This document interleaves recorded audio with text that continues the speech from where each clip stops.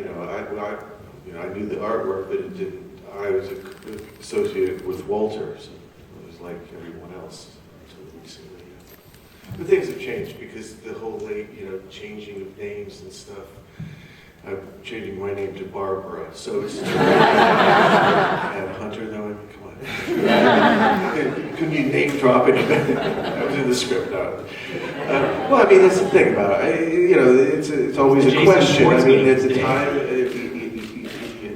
I walk into galleries, and it is a question. Some things touch people one way, some things, again, this art, violently opposite responses to it in the same. Come on, no beady-eyed characters in this movie.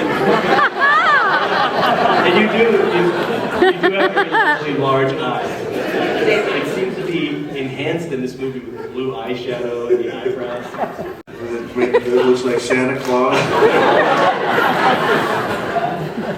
And I wondered if part of your attraction to this movie was the fact that your mother had that impulse, that creative impulse that.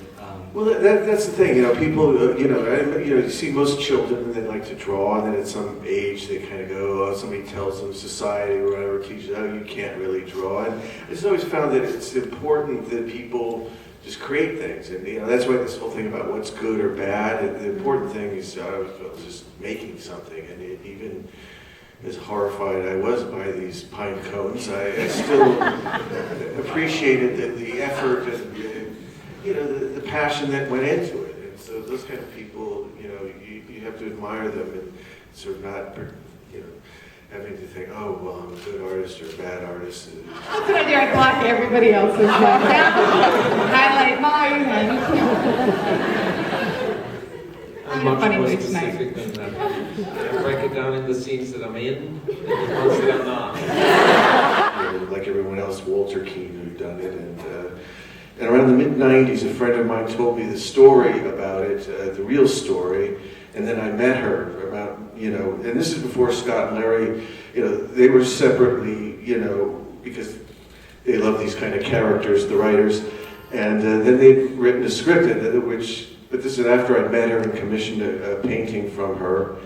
And, but the story, first you have the artwork, then you have the real story, which, was just so amazing to me, and things like, you got into it and you read about the courtroom scene, for instance. We toned it down from the reality. I mean, it's like, people don't believe it now. So he was rewriting? It is.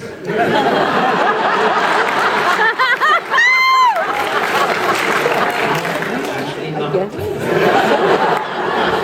Because it is polluted, sort of rambling, arbitrary, wild, deluded, quite interesting as such from a psychoanalytic point of view. But how would I translate that into action? Because I find that's what we do. And the theoretical aspect is quite interesting as a study, but you can't play a study. So I really stick to the script, and I break down the script.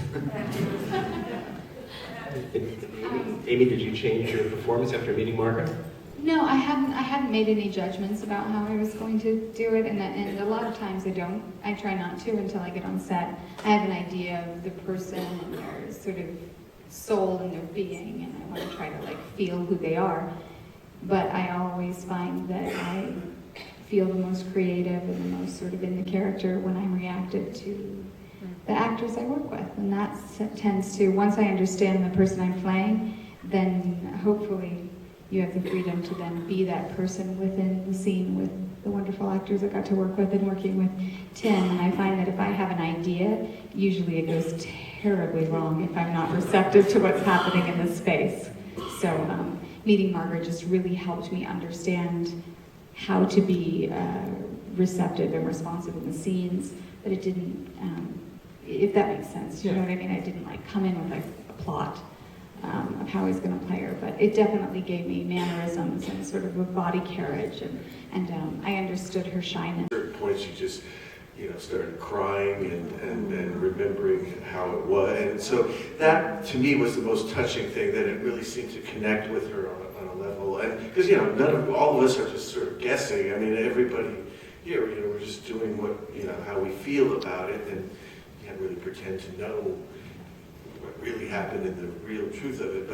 But the point being is that she was very emotional and was crying, and the points when Christoph, she said, oh my God, that's Walter, and it's like,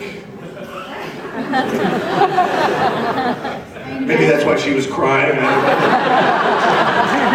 It was like over 50 years ago for her. Yeah, no, I mean, like, imagine this resurrection for her. Yeah, I mean, it must have been really, really, but it has her blessing, which is a nice thing, given the person. So you worked with Tim on Planet of the Apes? No, I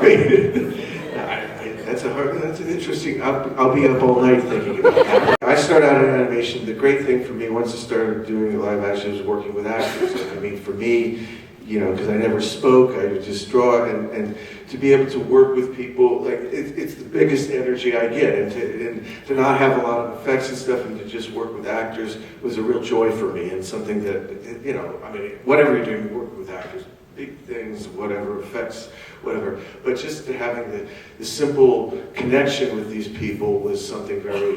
Grew up in a very musical household, and for me, that's probably my favorite art form. So yeah. Your age, I feel like what makes an impression on you. But I remember being very, very little, well, it's a movie too. It's an animated movie I saw called The Last Unicorn. I saw that in the theaters, and one of my favorite movies. Yeah, that movie. That movie, like, it was like the first time I felt all kinds of crazy emotions all at once, things I didn't even know were possible. My little body was like, everything just went like...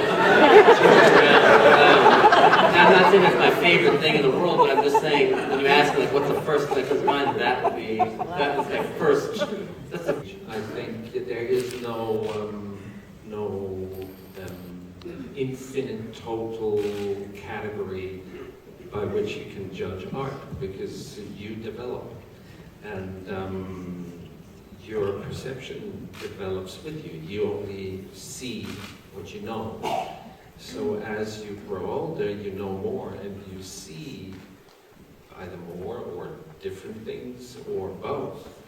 So you don't really see the same, you won't have the same impression of the same piece of art twice, which is one of the most beautiful aspects of it.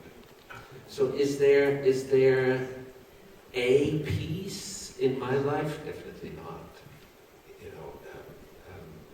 We'd be sitting next year, and I think there are things that stick with you. It's like, I agree with all of these guys. There's so many different things, but there are things that like these paintings stuck with me.